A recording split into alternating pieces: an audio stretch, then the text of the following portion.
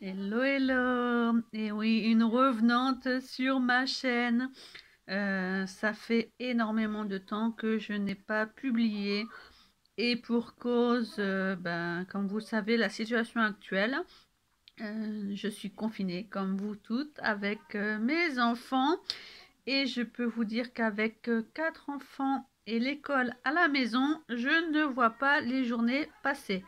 C'est hallucinant le travail qu'on a pu abattre pendant ces 4 semaines, sans compter le quotidien à la maison, repas, vaisselle, linge, ménage, activités manuelles essentiellement pour ma princesse qui est en maternelle. Donc celles qui me suivent sur Facebook ont pu voir que je consacre énormément de temps pour mes enfants, car pour moi c'est essentiel. Je ne veux pas du tout qu'ils perdent leur capacité pendant cette période d'école à la maison. Donc j'essaye de faire de mon mieux en essayant de remplacer leurs maîtres, maîtresses et profs, hein. Et c'est vrai que les journées sont super bien remplies, le scrap me manque énormément. Donc voilà pourquoi je viens vous filmer une petite vidéo. Donc ce sera une vidéo présentation. J'ai réussi à scraper ça un week-end.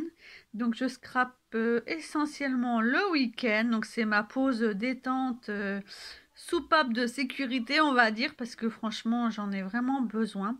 Ça m'a fait un bien fou. J'ai retrouvé Alexandra Carlier, je pense que vous la connaissez. C'est la gérante de la boutique Scrap New Age.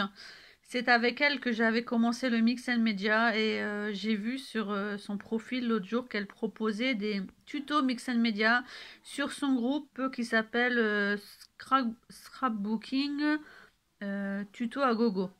Je vous remettrai de toute façon le lien du groupe sous la description de la vidéo. Et elle propose des ateliers en live. Donc bien sûr, celui-ci, c'était le numéro 1. Je ne l'ai pas fait en live, mais j'ai pu le faire en replay et c'était un régal. Donc moi, je l'ai fait en double. J'avais vraiment besoin de scraper, hein. C'est pour ça que je l'ai fait en double. Donc voilà ce que j'ai fait. Donc moi, j'ai fait sur des petits canvas. Voilà. Voilà ce que ça donne. Donc c'est vraiment du mix and media pur. Donc vous voyez que ce sont des tout petits canvas. Donc on a mis sur la base, donc vous voyez qu'il y a des chipboards ici. Vous voyez qu'il y a des dentelles. Donc c'est ça le mix and media, c'est un principe de mettre plusieurs épaisseurs. Ensuite on a collé des éléments fleuris. Donc très très volumineux.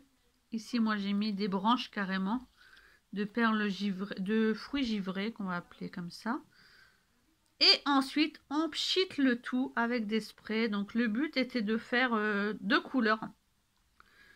Donc là, j'ai choisi bleu et vert et franchement, j'ai adoré le résultat. Donc mes fleurs à l'origine sont déjà bleues. Et ensuite, j'ai mis des paillettes. Donc vous voyez des paillettes ici argent. Donc une bonne dose de paillettes parce que les paillettes, c'est la vie. Et des petites perles de rocaille vertes. J'adore le rendu.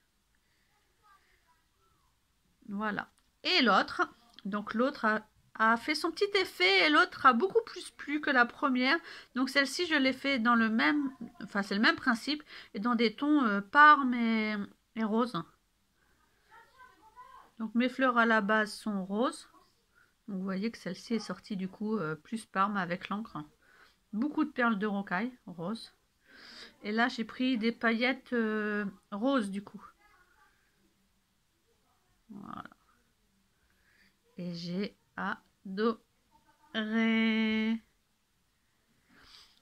je vous montre là l'atelier. Donc l'atelier numéro 1, c'était celui-là. L'atelier numéro 2 est en cours. Donc c'est une couverture de bullet journal altérée. Donc pour l'instant, j'en suis juste au niveau de la pose du modeling paste au pochoir. Donc j'ai utilisé un pochoir, un nouveau pochoir de Finaber que vous pouvez retrouver dans la boutique de Laurence B Design. Donc j'adore le rendu. Ça c'était le numéro 2. L'atelier numéro 3, je l'ai fini et celui-ci, j'ai adoré. Donc, j'ai un petit peu galéré sur celui-ci pour trouver la base.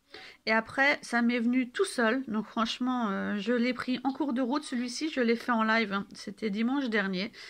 Et je n'ai jamais réalisé aussi rapidement la mise en page au niveau de ma réalisation. D'habitude, je prends énormément de temps pour réfléchir à la mise en page. Et là, comme je voulais pas louper du tout l'atelier en live, je me suis dépêchée. Donc, je suis partie sur une planche de peintre, une palette de peinture. Donc, du coup, l'idée m'est venue tout de suite de prendre des pinceaux. Ça faisait très longtemps que j'avais gardé ces pinceaux, ces anciens pinceaux qui sont tout collés, tout abîmés, pour faire... je voulais faire soit une toile, soit une palette. Donc, c'est chose faite pour coller à la porte d'entrée de mon petit atelier. Donc, le principe, celui-ci, il fallait faire un fond voilé avec le modeling paste. Donc, là aussi, c'est un pochoir, un tout nouveau pochoir de Finaber que vous pouvez retrouver dans la boutique de Laurence B Design. Donc, du coup, je fais un petit coup de pub pour la boutique où je suis Design Team. Donc, vous voyez, le pochoir est magnifique, hein. Donc, ensuite, on a collé encore des épaisseurs. Celui-ci se travaille avec beaucoup de moulage. Donc, sur mes pinceaux, j'ai mis un grand cœur, plus un autre cœur. Là, j'ai encore mis un moulage ici. Un ici avec un autre sur le dessus. Donc là, il y a deux moulages. Et là, j'ai mis des étoiles ici et ici. Et le principe de cet atelier, c'était de travailler les peintures et aquarelles en faisant des effets de teinte du plus foncé au plus clair. Donc, j'avais jamais fait ça. Donc, sur le début, j'ai vraiment beaucoup galéré. Donc, on a commencé ici. Donc, moi, j'ai commencé par du violet foncé. Donc, j'ai utilisé des peintures de Prima Marketing. Hop, je vais vous montrer lesquelles. Celles-ci. Les Impasto de Prima Marketing. Ici. Et après, il fallait mettre de l'eau, pchiter de l'eau pour faire dégouliner, donc en dégoulinant, en tenant sa toile comme ça, et éponger avec du sopalin ou une lingette pour dégrader la couleur. Ensuite, j'ai fait de la couleur verte ici, donc pareil avec une Impasto Mint, et ensuite du rose. Et quand j'ai eu fini tout ça, bien séché et tout, ça me plaisait pas parce qu'on voyait vraiment trop les démarcations. Donc du coup, j'ai utilisé pour atténuer, je me suis dit qu'il fallait atténuer vraiment les démarcations. J'ai utilisé la Matte Wax All the White de chez Prima Marketing. Donc une nouveauté que vous trouvez aussi dans la boutique de Laurence B Design. Je me suis dit qu'on pouvait atténuer avec du gesso. Et je ne m'étais pas encore servi de ces nouvelles wax, mais j'avais vu dans une vidéo qu'elle faisait le même rendu que le gesso blanc. Donc du coup, avec un pinceau, donc vous voyez le rendu sur les bords, avec un pinceau, je tapotais, vous voyez ici, pour étirer la couleur. Et ça a très très bien marché. Et pour atténuer aussi mon rose qui était un peu trop vif, hein, j'ai utilisé de l'aquarelle liquide watercolor de chez Action. Et pour finir,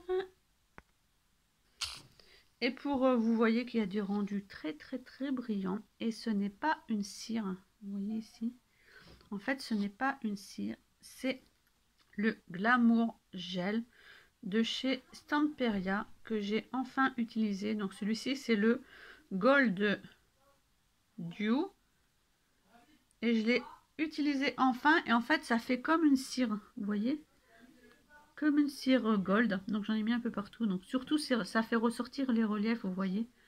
Donc pareil, je l'ai apposé au pinceau, donc ça fait ressortir le relief, sur mon pochoir aussi, sur les étoiles aussi. Et pour finir, j'ai collé un grand chipboard en bois Dream que j'ai peint au gesso, puis au liquide watercolor, puis ensuite je lui ai mis du Glamour Gel. Et là je suis en train de faire l'atelier 4, donc bientôt en vidéo je vous présenterai l'atelier 4. Je vous fais des gros bisous, je vous dis à bientôt pour une prochaine vidéo, bye.